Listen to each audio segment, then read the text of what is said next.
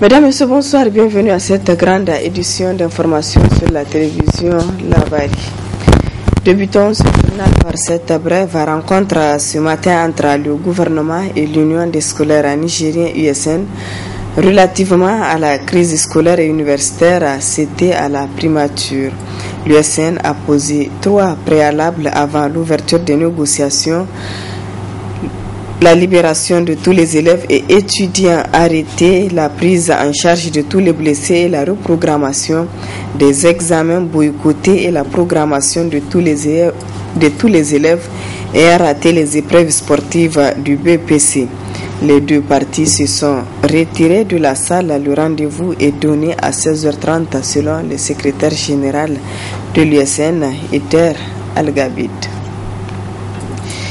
Après les étudiants à l'université Abdou Moumouni de Niamey, ce fut le tour des étudiants à l'université de Tillabéri d'être privés de leur cité, ce qui les a contraints à chercher refuge dans des mosquées et des maisons en construction, et cela à l'extrémité de la ville, mettant ainsi en danger leur vie car ne disposant ni d'eau ni d'électricité.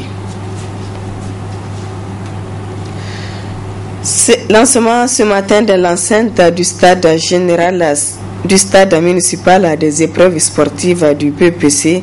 Le lancement a été donné par le ministre de l'enseignement secondaire Sanoussi El Hadja Samro. Le détail avec Abdul Razak Léo et Sadoudoumi. C'est sur fond de tension entre l'USN et le gouvernement que les épreuves sportives du BPC ont été lancées ce lundi 30 avril 2018 sur toute l'étendue du territoire nigérien. Pour la région de Niamey, officiellement, c'est 29 148 candidats, dont 15 523 filles et 5 456 candidats libres, dont 3 052 filles, soit un effectif total de 34 604 candidats, dont 18 575 filles. Nous l'avons préparé, vous l'avez constaté, tous les candidats sont là. Et selon les échos qu'on a partout ailleurs, c'est la même chose.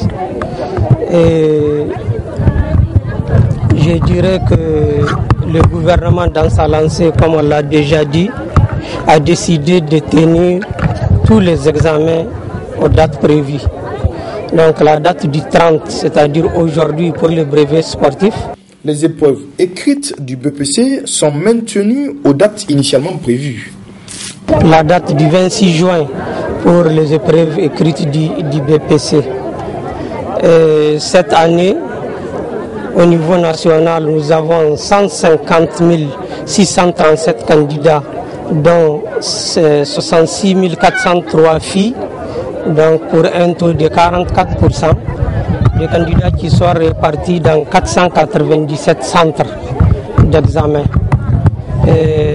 Les épreuves se déroulent normalement et nous remercions Dieu de nous avoir donné cette occasion, comme nous l'avons souhaité, comme toutes les couches sociales l'ont souhaité, pour que les examens se tiennent dans les dates prévues et sans perturbation. Présent au lancement, le nouveau gouverneur de la ville de Niamey a exhorté les candidats à être assidus et à ne pas se laisser influencer. Les épreuves sportives du BPC se tiennent à un moment où l'USN maintient toujours un mot d'ordre de grève illimité. Prière collective hier à Zander, elle est organisée par le cadre de concertation et d'action des organisations de la société civile dans le cadre de la 10e journée d'action citoyenne. Dans ce combat, les initiateurs enregistrent des nouveaux adhérents qui ne sont pas aussi avec la loi de finances 2018. Précision avec nos confrères de la télévision Gaskia. La lutte du cadre de concertation et d'action citoyenne ne fléchit pas malgré les arrestations de certains leaders. Mieux, elle reçoit à l'occasion de chaque journée d'action citoyenne Jacques de nouveaux adeptes. Au menu de cette 11e Jacques de Zander, la lecture du Saint-Coran, les invocations, la prière de 2 rakats et l'aumône. Objectif imploré en faveur de la miséricorde divine pour le Niger. Nous venons une fois de plus de prier ici. Et afin que le bon Dieu Allah puisse faire en sorte que nos objectifs puissent être atteints. Et nous venons de prier afin que nos camarades détenus puissent être libérés.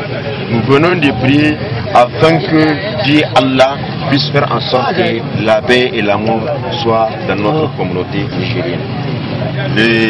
Si nos autorités actuelles, ils en ont en eux quelques graines de bonnes idées, que Dieu puisse les amener à la raison. Au cas échéant, que Dieu décide de leur sort. Ce combat contre la loi de finances 2018 se poursuivra jusqu'à ce que les autorités du Niger reviennent aux meilleurs sentiments selon les acteurs qui projettent une nouvelle marche pacifique le dimanche prochain. Vu la participation grandiose de la population de Damagaram, et nous la remercions et nous en appelons davantage une fois de plus à cette population avertie et aguerrie qui à chaque fois que nous appelons cette population qu'elle puisse répondre comme elle a fait aujourd'hui. C'est par rapport à la lutte, nous n'entendons pas croiser les bras. Nous n'allons jamais reculer. C'est un devoir à nous de faire ce combat. Et c'est pourquoi nous vous informons déjà que le dimanche prochain, Inch'Allah, il y aura une marche pacifique ici dans la ville des Anders.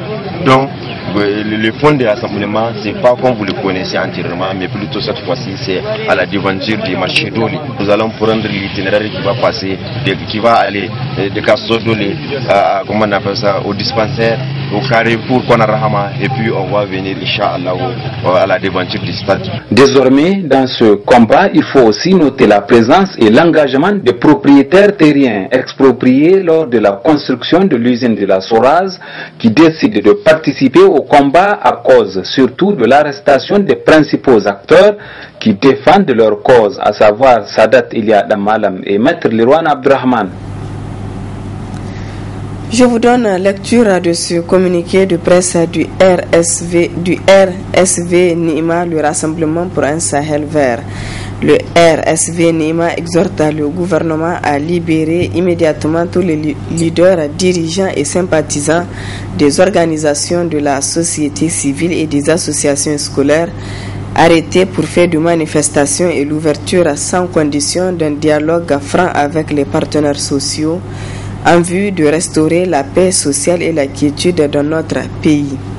Rétablir le dialogue politique avec pour objectif l'adoption d'un code électoral consensuel et la mise en place d'une CENI consensuelle qui regrouperait, comme pour le passé, les représentants de tous les partis politiques légalement reconnus. Respecter et à faire respecter tous les droits fondamentaux inscrits dans la Constitution. Prendre en compte la détresse des comptes moyennes, des couches moyennes et les plus défavorisées. Le RSV Nima demande aussi au gouvernement de mettre fin à toutes les actions à la base de la destruction de notre environnement dont le but est l'accaparement des terres agricoles et pastorales, cas des ranchs privés, l'occupation des aires de pâturage, de repos des animaux ainsi que les couloirs de passage.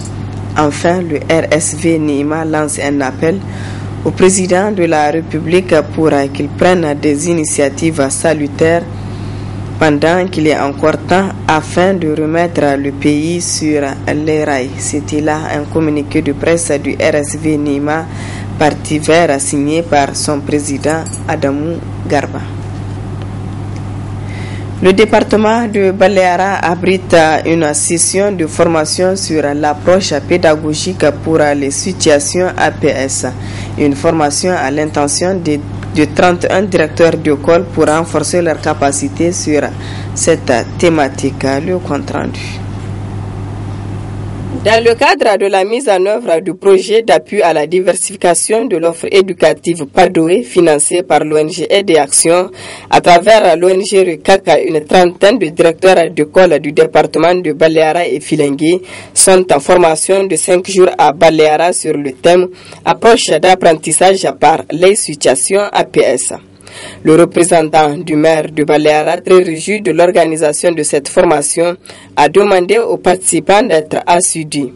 Le partenaire financier, à savoir Aide et Action, a dans son intervention rappelé l'importance de cette formation. Le thème de formation de cette année porte sur l'apprentissage par les situations. Donc c'est une approche pédagogique qui n'est pas nouvelle au Niger, mais qui est intégrée dans le curriculum de formation des enseignants, mais il s'avère que certains enseignants, certains directeurs n'ont pas encore reçu cette formation. Ou s'ils l'ont reçu, les inspecteurs et les conseils pédagogiques, après avoir fait leur suivi supervision, ont remarqué qu'il y a encore des choses à améliorer. Et donc, auprès des enseignants, et vous serez les intermédiaires par lesquels nous allons passer pour distiller cette formation auprès de vos enseignants. Le coordonnateur de l'ONG RECAC a souhaité de voir le niveau des participants rehaussé en APS à travers cette formation. Nous ne pouvons qu'encourager, en tout cas chacun d'entre vous, pour être quand même attentif, d'être plus constructif. En tout cas, pour ce qu'il vient de dire, pour tirer le maximum de profit de cette formation. Pour sortir de cette formation, que le module et la formation qui seront en tout cas utilisées pour cette formation puissent vraiment remonter ou rehausser en tout cas votre connaissance, en tout cas tous vos savoirs en tout cas à la matière. Les formateurs essaieront de faire le maximum d'efforts dans une interaction constructive. Vous n'êtes pas des apprenants, vous êtes des directeurs d'école, vous êtes des formateurs. Et ils ne sont pas des formateurs, ils seront des facilitateurs. C'est ensemble que vous allez échanger tout autour du module. Quelques directeurs d'école participants à cette formation ont tenu à exprimer leur sentiment de satisfaction. Mon sentiment, c'est un sentiment de satisfaction, de joie, parce que de tout temps, un enseignant a besoin de renforcement des capacités. Et c'est de ça qu'il est question. C'est pourquoi vraiment on a des satisfactions, des sentiments de satisfaction par rapport à cette formation. Ces directeurs d'école qui ont vu leur capacité renforcée sur l'approche d'apprentissage par les situations APS seront les personnes relais auprès des enseignants de leur école. L'école CG6 a servi de cadre à la première édition de la célébration du jour de l'année combinée à une journée culturelle au cours de laquelle plusieurs conférences seront animées et divers thèmes traités. Le compte rendu de Abdul Razak Léo et Abdul Nasser Seydou.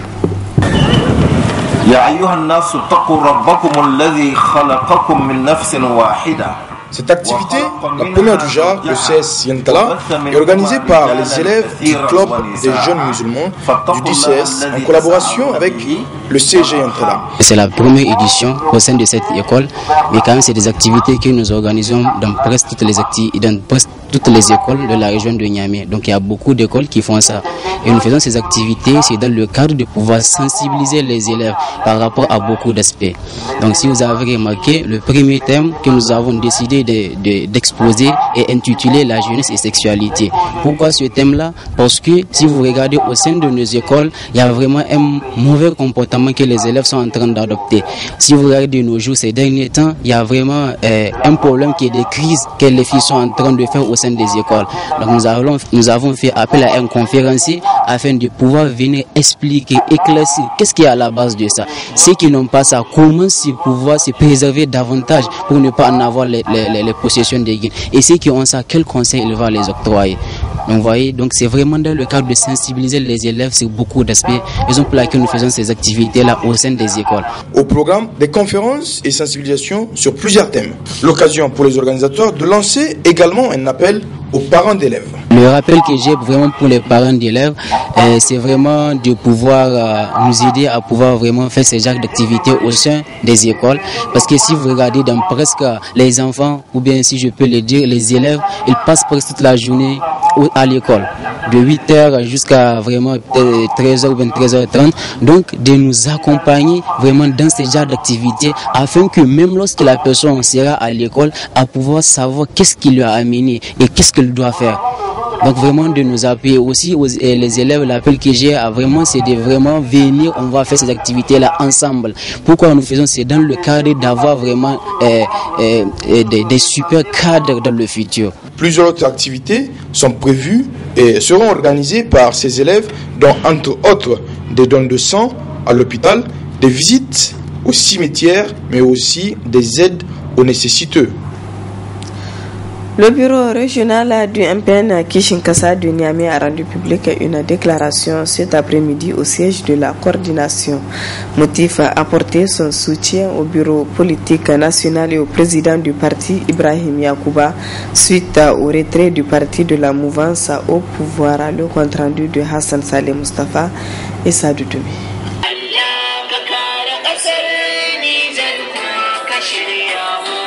Près de 3 semaines après le retrait du mouvement patriotique nigérien MPN Kishinkasa de la majorité au pouvoir le 12 avril dernier, les déclarations de soutien au président du parti continuent à tomber. Après celle de la coordination régionale de Dosso le dimanche dernier, ce lundi c'est le bureau régional MPN Kishinkasa de Niamey qui réaffirme sa solidarité au bureau politique national et à son président Ibrahim Yacoubou. Félicite et apporte son soutien sans faille à la sage et courageuse décision du président camarade de démissionner du gouvernement et d'annoncer le retrait du MPN Kishinkasa de la majorité au pouvoir. Félicite le bureau politique national pour sa clairvoyance à travers les réseaux du nouveau code électoral et la composition actuelle de la CENI, car n'étant pas de nature à garantir des élections équitables, libres, transparentes et consensuelles, réaffirme son attachement au cadre idéologique et aux valeurs de notre parti, le MPN Kishinkasa. Réaffirme enfin sa totale disponibilité aux côtés du bureau politique national et du camarade président Ibrahim Yacouba dans le noble combat de défense et de préservation des acquis démocratiques. Le point de discorde entre le MPN Kishinkasa et le pouvoir en place, c'est la question du code électoral et la commission électorale nationale indépendante CENI, dont la composition ne reflète pas la configuration politique nationale, estime Kishinkasa, qui demande de mettre en place une CENI consensuelle. Ouverture ce matin au palais de congrès de Niamey de l'atelier de formation modèle des Nations Unies initié par le Conseil national de la jeunesse et l'ambassade des États-Unis. Objectif, former les jeunes de 8 régions du Niger sur la liberté de presse. Le compte rendu de Nafis Yahya et Aboubakar Souley. Les jeunes s'engagent sur la liberté de la presse, c'est le thème de ce séminaire intitulé Modèle des Nations Unies, le premier du genre initié par l'ambassade des États-Unis au Niger en collaboration avec le Conseil national de la jeunesse. Ce séminaire intitulé Modèle des Nations Unies va s'intéresser à une préoccupation du moment, la liberté de la presse. La liberté de la presse est l'un des droits les plus vitaux du peuple. C'est un principe fondamental de la démocratie, en ce sens qu'il vise à bien informer les citoyens sur des questions qui impactent leur vie. Tout au long de l'année, l'ambassade des États-Unis à Niamey est très active dans l'accompagnement de la liberté de presse au Niger. Nous travaillons avec les journalistes pour les aider à pratiquer leur métier avec responsabilité à travers des ateliers de formation, des séminaires et des débats. Le président du Conseil national de la jeunesse a dans son mot de bienvenue décliné les critères de choix des élèves bénéficiaires de cette formation. Je voudrais féliciter tous les élèves. Il est important de le rappeler, ces 43 élèves sélectionnés sur toute l'étendue du territoire national ont été choisis sur la base du mérite. C'est les meilleurs élèves en histoire, géographie et en français. Les 7 régions de l'intérieur sont représentées par 4 jeunes, 2 filles, 2 garçons, sur le mérite toujours. Et à Niamey, 40 élèves ont été présélectionnés et ont été soumis à un test. À la suite de ce test, les 15 meilleurs ont été retenus.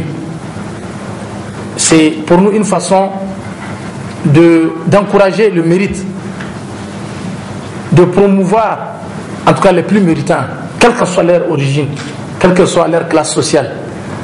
C'est de ça aussi qu'il s'agit, les questions de transparence que nous aimerions inculquer à cette jeunesse qui représente l'avenir de ce pays. Le président du Conseil supérieur de la communication a enfin exhorté les élèves à faire bon usage de cette formation de 4 jours. S'en est suivi une photo de famille pour immortaliser les moments. Remise d'équipements sportifs par la marque Tokaji d'équipements sportifs au stade général Sénikounché, composé de jaquettes d'entraînement, mais aussi un prix remis au meilleur joueur du mois qui revient à Nicolas Kofi, joueur de l'AS Sonidep. Le compte rendu de Abdelrazak Léo et Sadoudou. C'est une innovation de plus dans le milieu du sport en général et du football nigérien en particulier. Cette remise d'équipements sportifs par l'équipementier sportif nigérien Tokaji Sportwear n'est pas la première du genre et est composée d'une vingtaine de jaquettes d'entraînement à 4 clubs de Ligue 1 qui sont le Sahel, l'Olympique Football Club, l'AS Douane et la Sonidep, et aussi pour le MENA national. Et enfin, le trophée Tokaji joueur du mois décerné à Nicolas Kofi, sociétaire de l'AS Sonidep.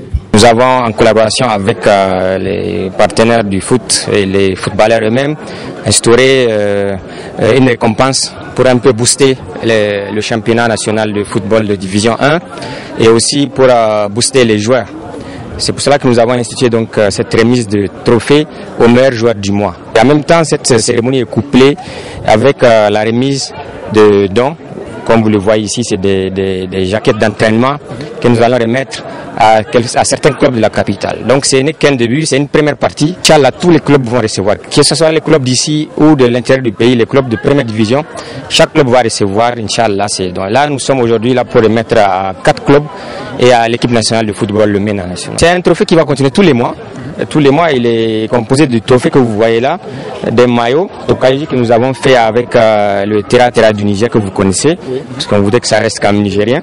Et un autre polo tel que celui que je porte, qui a les couleurs nationales, et une enveloppe de 25 000 encore de francs CFA que nous allons remettre aux joueurs. Oui. Waouh, quand je parle les mots, mais quand même pour commencer, je remercie Dieu et de m'avoir choisi parmi tant de personnes, mes coéquipiers, les entraîneurs, le staff, tout le monde. Les dirigeants des clubs n'ont pas manqué d'exprimer leur gratitude. Peut-être que des sentiments de satisfaction parce que je me dis que les clubs à Niamey ont vraiment besoin de matériel didactique pour travailler et ça vient à point nommé parce que vous n'êtes pas sans savoir qu'aujourd'hui les clubs passent des moments très difficiles, très difficiles pour avoir des équipements. Et moi je me dis qu'on ne peut qu'encourager la marque Tokaji qui vient booster, comme l'a dit le représentant, les équipes et également les joueurs. Ça va donner un niveau à notre championnat. Ça va permettre aux joueurs de se donner. Chacun voudrait avoir la récompense du mois, du joueur du mois. Et je me dis que c'est une très bonne chose. Merci. Le meilleur joueur du mois a reçu avec son trophée un maillot Tokaji et une enveloppe de 25 000 francs CFA, un geste symbolique, trophée qui sera perpétué et sera amené à évoluer avec le temps. Après les 4 équipes de Ligue 1, d'autres équipes de Ligue 1 se verront aussi offerts les mêmes équipements par l'équipementier Tokaji Sportwear. Clôture cet après-midi à la Fédération nigérienne de football FENIFOOT du stage de mise à niveau pour les arbitres d'élite édition 2018 organisé par la FENIFOOT sous l'égide de la CAF et de la FIFA. C'est le président de la FENIFOOT qui a procédé à la clôture du stage qui s'est achevé sur une note de satisfaction générale. Le compte rendu de Ismaël Moumouni et Halidou Poureima. Améliorer leur performance est l'objectif visé par ces 26 arbitres nigériens au cours de cette formation de mise à niveau destinée aux arbitres d'élite. Un objectif visiblement atteint. Nous avons appris avec vous tout au long de ce stage la présentation sur les changements, sur les principales modifications et clarifications apportées aux lois de jeu, ce qui sans nul doute nous amènera à un changement de comportement dans le contrôle, la gestion et l'application des lois du jeu sur les matchs à venir. L'instructeur de la Fédération internationale de football FIFA nous dresse ses attentes vis-à-vis des arbitres ainsi formés. Vous avez dit, vous allez changer de comportement, que ce comportement soit effectivement des comportements changés dans les faits, c'est-à-dire sur les terrains de football. Qu'aujourd'hui, vous puissiez être en osmose avec la fédération qui met autant de moyens pour votre formation. Pendant ces 5 jours, Nous avons travaillé physiquement, nous avons travaillé techniquement et nous avons travaillé tactiquement. Tout ceci pour apporter à l'arbitrage nigérien le nouveau concept de l'arbitrage dans le monde. Parce que pour la FIFA, l'arbitrage est universel. Il n'y a pas d'arbitrage particulier d'un pays ou d'un continent. En procédant à la clôture du stage, le président de la Fédération nigérienne de football, FENIFOOT, invite les arbitres à mettre en pratique les connaissances acquises. On se bat pour créer les conditions pour que vous ayez, en tout cas, pour qu'on ait un arbitrage d'élite. Le reste du travail, c'est vous. Mais je tiens à le dire devant lui, il a fait la remarque tout de suite pour dire que vous avez promis de changer de comportement. S'il l'a dit, c'est qu'il y a forcément quelque chose pour laquelle il a dit ça, et c'est qu'il y a quelque chose de votre côté aussi qui vous permet de dire que vous allez changer de comportement. Ça veut dire que vous reconnaissez qu'il y a des problèmes. Ce que nous vous reprochons aussi.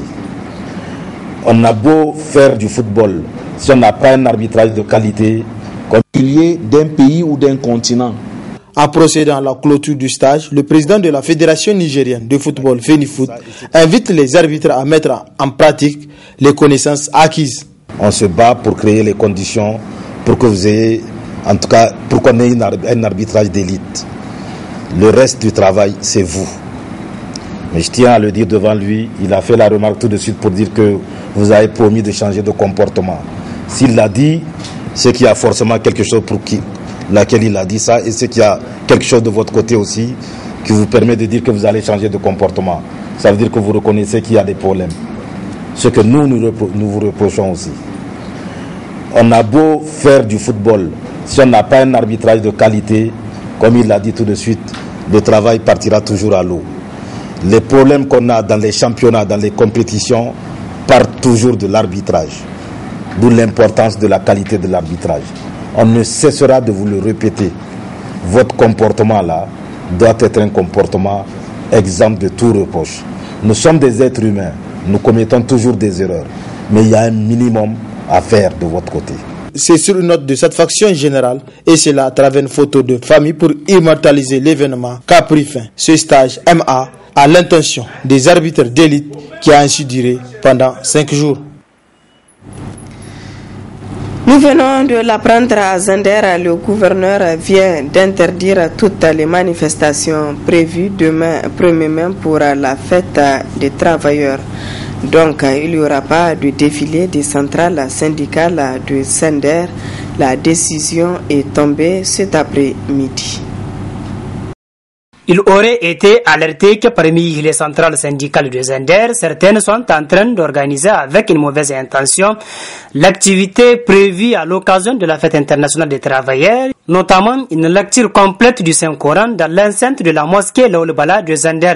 Par conséquent, le tout-puissant gouverneur de Zender interdit catégoriquement ces activités. C'est en tout cas ce qui ressort d'une conclave express entre le gouverneur de la région de Zender et les centrales syndicales cet après-midi. Nous avons été saisis par les autorités compétentes tout à l'heure qu'il y a d'autres informations par rapport donc à la lecture du Saint-Coran, parce qu'il y a peut-être d'autres personnes qui ont des intentions. Et nous, en tant que centrale syndicale, notre objectif en tout cas c'est de pleurer Dieu pour qu'il descende sa miséricorde. Et par rapport donc à cette information qui nous avait été donnée par les autorités de la région, les centrales syndicales se sont retrouvées tout à l'heure à partir de 17h au siège de l'UGTN, et ensemble nous avons fait le tour de la question, et de commun accord toutes les centrales syndicales de la région de Zender ont décidé en tout cas de surseoir même à la lecture du Saint-Coran pour ne pas amener d'autres troubles au niveau de la région des Andes. Parce que pour nous, centrale syndicale, c'est d'amener la paix, et nous souhaiterons que vraiment la paix s'installe de manière définitive dans notre pays. Loin d'être désorientés, les centrales syndicales de Zender appellent leurs militants à un respect scrupuleux du mot d'ordre du tout-puissant gouverneur de la région de Zender, et ce en organisant des activités dans leurs sièges respectifs. Tous les syndicats affiliés vraiment qui nous excusent de ces désagréments que nous leur avons causés, et ce n'est qu'une partie remise, et nous leur demandons aussi de regagner les sièges de leurs centrales syndicales, parce que déjà au niveau de leurs sièges, en tout cas, il y a des activités qui sont déjà prévues, et nous pensons que vraiment comme ça les travailleurs aussi vont essayer de fêter à leur manière. Et c'est des désagréments qui sont arrivés à la dernière minute et nous profitons vraiment de votre antenne vraiment pour transmettre toutes nos excuses en tout cas à tous les travailleurs de la région des Anders et nous les appelons en tout cas à rester davantage. Vous êtes visiblement désorienté. On n'est pas désorienté, mais vous savez, au niveau des centrales syndicales, nous, notre objectif, c'est de fêter dans la paix. Et si la fête que nous allons organiser allait amener des problèmes, et nous pensons que ce n'est même pas la peine de la fêter. Et c'est pour cela que, de commun accord, en tout cas, les centrales syndicales ont décidé de surseoir. Vous avez encore le moral alors? Alors, on a le moral, puisque déjà, nous avons demandé à toutes les centrales syndicales d'organiser les activités quotidiennes qu'elles ont l'habitude d'organiser au niveau de leur siège. Donc, rendez-vous est pris pour l'année prochaine? Rendez-vous est pris pour l'année prochaine, Inch'Allah. Mais il est important de le rappeler déjà, les centrales syndicales sont en train de s'activer, en tout cas pour les quotidiennes, parce qu'il y a des activités cérémoniales qui se font au niveau de chaque centrale syndicale et chaque syndicat affilié est invité au niveau de sa centrale, en tout cas pour fêter la fête du 1er mai. Au niveau des sièges respectifs? Au niveau de leurs sièges respectifs. D'interdiction en interdiction, le mot interdiction risquerait final. Place à présent à la partie magazine de cette édition consacrée à l'entretien que nous a accordé Dr Munkaila Ali sur l'historique de la fête du travail célébrée dans le monde entier chaque 1er mai. Très bonne réception. Donc finalement, ils se sont compris. Les 3 grévistes condamnés à mort qui restaient parce que les 5 autres sont déjà tués. Maintenant, les 3 grévistes là ont été graciés en 1893. Et les 5 autres morts, eux, ils ont été réhabilités à titre posthume. Donc voilà en résumé le bilan de la fête du 1er mai qui tire son origine en 1886 à Chicago. Et sans pour autant boucler, parce que vous savez, la genèse est très longue. Et il y avait parmi les grévistes condamnés à mort un qui s'appelait Auguste Spies. Auguste disait dans la cellule que leur lutte là aura un écho puissant un jour dans le monde du travail. Et donc vous voyez, monsieur le directeur, aujourd'hui cette fête est commémorée dans tout le monde entier. Et c'est à juste titre parce que les gens ne font que rendre hommage à leurs prédécesseurs qui se sont sacrifiés pour eux. Donc voilà le point que je voulais vous dire par rapport à cette fête. Oui, docteur, donc depuis ces événements de Chicago, et qu'est-ce qui a changé dans le mouvement syndical mondial? Très bien, c'est une question pertinente. Vous savez, il y a l'Organisation internationale du travail, l'OIT, dont notre pays est membre. Le Niger est un pays membre de l'Organisation internationale du travail. Et cette organisation internationale compte 189 États et a adopté 187 conventions. Les conventions, vous savez, de l'OIT visent à promouvoir la justice sociale. Et je profite de votre micro pour vraiment féliciter les autorités nigériennes.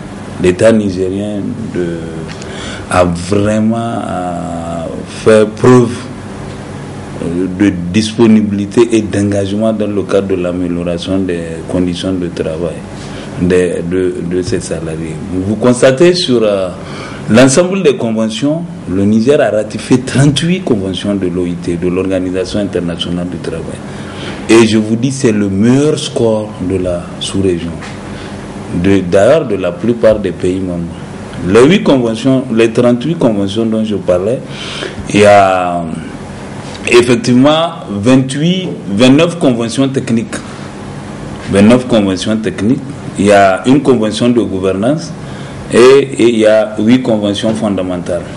Quand on parle de conventions, vous êtes d'avis avec moi, c'est juste pour appliquer les décisions qui ont été prises par l'OIT. Et toutes ces conventions, une fois ratifiées par le Niger, ont été mises en vigueur. Présentement, ces conventions l'ensemble de ces 38 conventions de l'OIT ratifiées par le Niger sont applicables au Niger. on en veut pour preuve la convention numéro 87, nous l'avons ici, relative à la liberté syndicale, la convention numéro 100 relative à la négociation collective, la convention numéro 98. Là, c'est les conventions fondamentales. Maintenant, la convention de gouvernance, si vraiment on dit que les conventions-là ont été ratifiées, il faut qu'il y ait maintenant une institution qui puisse contrôler. Donc, d'où l'inspection du travail dont vous entendez parler. Et dans le Code du travail, je rappelle la loi 2012-45, tout le pouvoir a été donné aux différents inspecteurs du travail de bien contrôler l'application des textes législatifs et réglementaires. Et cela dans le seul but de vouloir de laisser les gens contribuer au développement socio-économique du pays. Donc les conventions techniques dont on parlait, il y avait des conventions relatives au travail de nuit. Vous savez que maintenant, les gens qui travaillent la nuit, ils ont ce qu'on appelle une prime de panier. Cette prime de panier est donnée à partir de 22h, c'est de 22h à 5h. Donc, si vous constatez dans certaines entreprises, les gens s'arrangent pour descendre avant 22h. Ce n'est pas parce qu'ils ne veulent pas assurer la continuité, mais quelque part, ça devient très coûteux pour eux. Et il n'y a pas que ce point, il y avait aussi pour le repos hebdomadaire. Aujourd'hui, les gens sont en train de dire le week-end, je ne viens pas travailler, ceci, cela. C'est suite à ces luttes-là qu'il y a eu tout cela. Et toutes ces conventions ont été ratifié et mise en application au Niger. Présentement, c'est appliqué au Niger. On en veut pour preuve aussi le congé administratif, appelé autrement le congé annuel. On en veut aussi, on a pour preuve l'exemple aussi de ce qu'on appelle les heures supplémentaires. Vous dépassez les 40 heures par semaine, il y a des heures supplémentaires qui sont calculées. Il y a entre autres les indemnités liées au départ à la retraite, il y a les indemnités liées, les frais de mission, il y a la prise en charge médicale, il y a le point relatif à la santé et à la sécurité au travail, pour ne citer que cela. Vous voyez, toutes ces panoplies de décisions sont liées aux différentes conventions prises ratifiés par le Niger et qui ont été déclinés dans nos tests, dans nos documents de gestion, à savoir la Constitution, le Code du travail, la Convention collective, le statut général de la fonction publique, le règlement intérieur et autres. Par rapport aux conditions de travail, j'avoue que si vous constatez ce qui se passe aujourd'hui, les travailleurs ont une place prépondérante au sein des différentes entreprises. Parce que c'est la loi qui leur donne cette possibilité. Et cela, bien évidemment, avec l'accord et la compréhension des dirigeants, des autorités de tutelle. Aujourd'hui, à partir de 10 salariés, vous savez que le Code du travail fait obligation à toute institution de mettre en place des délégués du personnel. Et ces délégués du personnel-là représentent la courroie de transmission entre l'employeur et les salariés. Juste pour répondre, pour avoir une vision synoptique sur les conditions de travail et les doléances. Parce que le manager ne peut pas recevoir tout le monde. Donc ces délégués-là doivent lui transmettre. En termes de revendications, vous avez aussi les délégués syndicaux. Les délégués syndicaux aussi, c'est des représentants des syndicats. Ils ont les mêmes droits que les délégués du personnel. Vous avez les membres du comité de santé et sécurité au travail. Quand vous venez dans l'administration publique, là aussi, les travailleurs sont représentés dans les commissions paritaires ministérielles. Ils sont représentés, par exemple, à la commission de dialogue social. Ils sont représentés au comité consultatif de santé et sécurité au travail et tout autre. Et comme ils sont aussi membres de certains conseils d'administration. Et d'ailleurs, il y a des institutions où on leur donne même la latitude ou la chance, je dirais, de présider même ce conseil d'administration.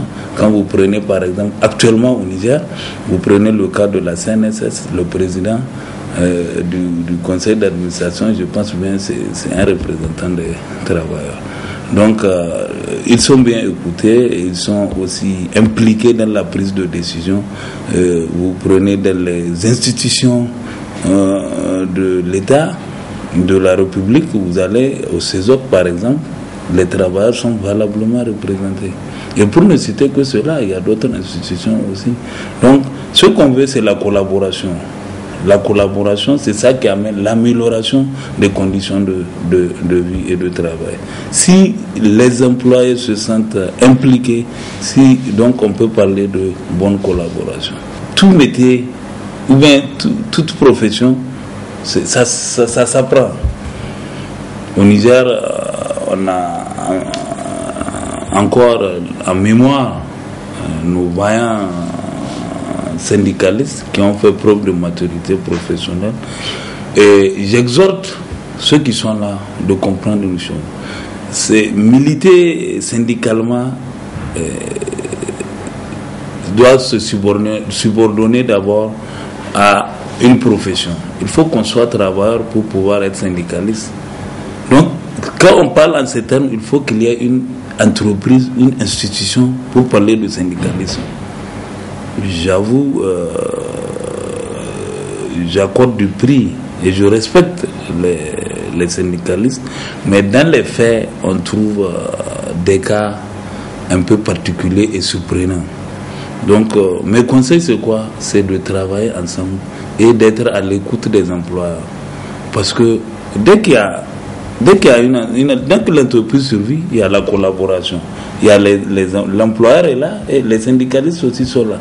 Donc ensemble, ils vont construire quand même cet édifice, parce que on ne va pas scier la branche sur laquelle on est assis. Si ça marche bien, c'est vraiment tout le monde qui va en profiter. Mais dès qu'il y a des problèmes, on ne le souhaite pas. On a vu des sociétés qui ont fermé. Or, on pouvait bien sauver ces sociétés-là si les gens ont eu le temps de rester s'asseoir, discuter. Au finish, il faut que tout acte qu'on pose, qu'on pense à la finalité. Il faut que cela ait un impact positif et pour l'employeur et pour les travailleurs. Mais il ne faut pas souvent demander aussi l'impossible. Vous connaissez les résultats de l'institution, vous connaissez les performances de l'institution, vous connaissez les conditions dans lesquelles l'institution travaille ou bien les difficultés que l'institution traverse, et vous demandez l'impossible. Mais c'est pas facile. C'est pas facile d'honorer certains engagements. Donc ils doivent vraiment faire preuve de compréhension et d'écoute, parce que c'est ça l'essentiel. La collaboration, vous savez, en gestion des ressources humaines, on dit que ça se fait à travers les 5 E, la lettre E. La première E, c'est l'éthique. Nous sommes dans un monde particulier ici, c'est la presse. L'éthique, j'apprécie le CRC à travers ces différentes réunions que toujours j'ai l'habitude de suivre. L'éthique, c'est le respect des tests. Il faut que les tests soient respectés. Et des deux côtés. De la part de l'employeur et de la part des employeurs. Du côté de l'État et du côté des employeurs. Ça, c'est un point important. C'est la première E des 5 E. Donc, si cette éthique est respectée, il y aura moins de problèmes.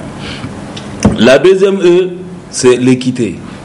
On doit faire preuve d'équité. Et je profite aussi faire une digression.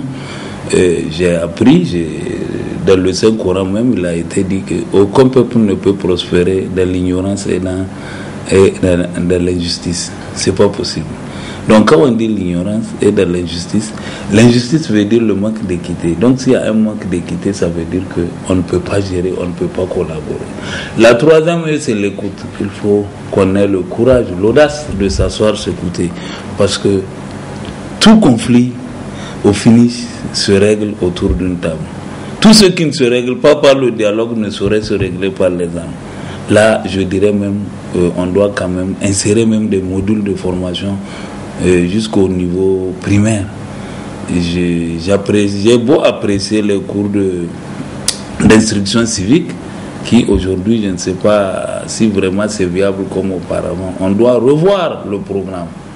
La renaissance culturelle, et là je fais appel à monsieur le ministre, et vraiment on doit revoir le programme, essayer d'insérer certains modules, certaines matières au sein de programmes du niveau primaire pour que les gens puissent grandir avec ce réflexe. On sente que il y a cette maturité-là, il y a ce patriotisme, il y a l'écoute entre nous.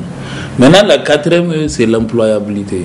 L'employabilité, c'est le renforcement des compétences, c'est la polyvalence. Se former et former les autres. À ce niveau aussi, je peux dire que vraiment ça va au niveau pays, parce que je vois au sein à la fonction publique, il y a des gens qui commencent par la catégorie DC, mais qui finissent par être des directeurs administratifs. Même au niveau de la presse, il y a des gens qui commencent à un bas niveau, maintenant c'est des A1 et autres. Et la preuve palpable, c'est dans l'armée. Dans l'armée, vous voyez pourquoi ils sont très bien motivés, parce qu'ils savent déjà qu'ils ont un bon plan de carrière. Si tu es deuxième classe, tu aspires à être première classe, caporal, ainsi de suite, jusqu'au général des corps armés. Donc, s'il y a cette employabilité, ça motive les employés, ça motive les travailleurs. Et une fois motivés, ces travailleurs, ils donnent le meilleur d'eux-mêmes, sans cravache, encore moins des menaces. Il y a des stratégies pour motiver le personnel. Et enfin, la cinquième, n'est rien d'autre que l'épanouissement. Mais c'est d'ailleurs le point le plus connu. Les gens, quand ils se rencontrent, ils parlent de l'amélioration de leurs conditions de vie et de travail. C'est aussi important, il faut qu'il y ait cette sécurité. Une sécurité qui n'est pas seulement une sécurité physique, mais une sécurité morale. Monsieur le directeur, vous voyez, si on vient, on sent que vraiment l'employeur est là pour m'assurer une grande sécurité, tant physique que morale. On donne le meilleur de soi-même et pour atteindre les objectifs. Donc tout est lié à l'entreprise. Je pense que les gens doivent conjuguer leurs efforts pour faire preuve de collaboration qui va aboutir à un meilleur rendement. Qui dit meilleur rendement parle d'un bon épanouissement. De deux côtés, les gens doivent faire preuve d'écoute. Aujourd'hui, tout le problème, c'est que les gens ne s'écoutent pas. Et il y a un point aussi du côté de mes frères syndicalistes. Si vous demandez, vous avez une plateforme revendicative soumise au gouvernement, en négociation, on ne peut pas avoir tout à la fois. C'est pas possible. Mais si vous négociez, on vous donne par exemple 10 doléances, on vous règle les deux. Prenez et continuez la lutte. Mais on ne va pas quand même rejeter et rester dans la même position. Ça ne se fait pas. Même le droit du travail, parlant de la promotion de la gestion sociale, le droit du travail est un droit évolutif. On ne peut pas régler tout à la fois. Prenons l'exemple. Chacun dans sa sphère de responsabilité souvent gère des situations, mais on n'a pas toujours une panacée, un remède universel à tous les problèmes. Donc, mais peut-être c'est un rappel, c'est que les gens fassent preuve d'écoute et qu'ils essaient de comprendre qu'ils sont obligés vraiment de travailler ensemble. Si on est obligé maintenant de collaborer, il faut qu'on ait le temps et le réflexe de s'écouter. Et en s'écoutant, on saura la capacité des deux parties. Qui peut faire quoi, comment et à quel moyen. Et on peut même négocier un échéancier. Quand on parle de revendications, les gens peuvent dire voilà, les doléances qu'on peut résoudre, les voici. Maintenant, les autres, on peut les étaler sur un temps bien déterminé pour pouvoir les résoudre. Je dis bien pour l'intérêt de tout le monde. Parce que monsieur le directeur de programme, vous n'êtes pas seul de savoir, tout ce qu'on fait, c'est parce qu'on a une rémunération, on a un salaire. On ne dépasse pas les autres Nigériens qui n'ont pas de salaire. Donc, si on a un salaire, qu'on se dise que ce salaire-là, c'est en contrepartie à la prestation au travail que je suis en train de faire. Et c'est ce travail, le travail humanise l'homme. Il le rend autonome et il le libère.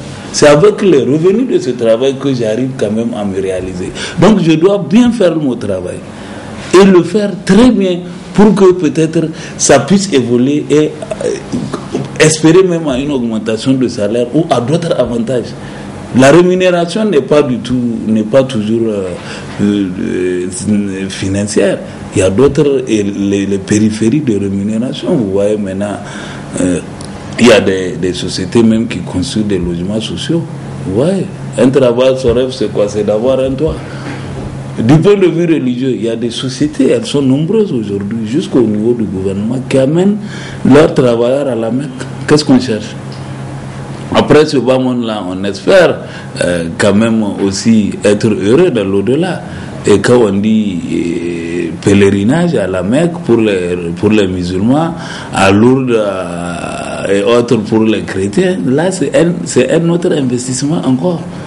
Donc les sociétés sont en train de quand même innover pour pouvoir motiver davantage, mais à notre niveau nous devons faire preuve quand même de gratitude afin de garantir une meilleure collaboration au sein de nos différentes entreprises. Donc, docteur, peut-être pour finir avec vous, quel est votre mot, quel est votre message à l'endroit du mouvement syndical nigérien et le travail en général? À l'endroit du mouvement syndical nigérien et les travailleurs en général, la fête là, c'est leur fête, c'est la fête des travailleurs. On dit la fête des travailleurs, c'est la fête des travailleurs. Moi, je dirais que c'est l'occasion de rencontrer les employeurs et peut-être, ils le font chaque année, leur présenter leurs doléances, ils le font chaque année, et ensemble discuter des modalités de résolution de ces doléances-là. Et quoi qu'on dise, la vie est émaillée de haut et de bas. Mais ce qu'on veut, que les gens se rencontrent et puis qu'ils essaient de se pardonner et pour l'intérêt général. Parce que si chacun reste dans son coin dire que non, moi je ne vais pas ou bien je ne peux pas accepter telle ou telle chose, le climat serait tendu. Et si le climat est tendu, finalement la perte revient au travail. Parce que lui il n'a rien que son salaire. Si vous regardez, les salariés n'ont rien que le salaire. Tous les autres avantages appartiennent à l'emploi. Si je dis à l'emploi, ça peut être au niveau de l'administration, aux autorités et au niveau des sociétés, les PDG, les DG, ainsi de suite. Donc, le mot salutaire, c'est la collaboration. Parce que si vraiment il y a une bonne collaboration, de part et d'autre, il y aura des gains et des surprises énormes.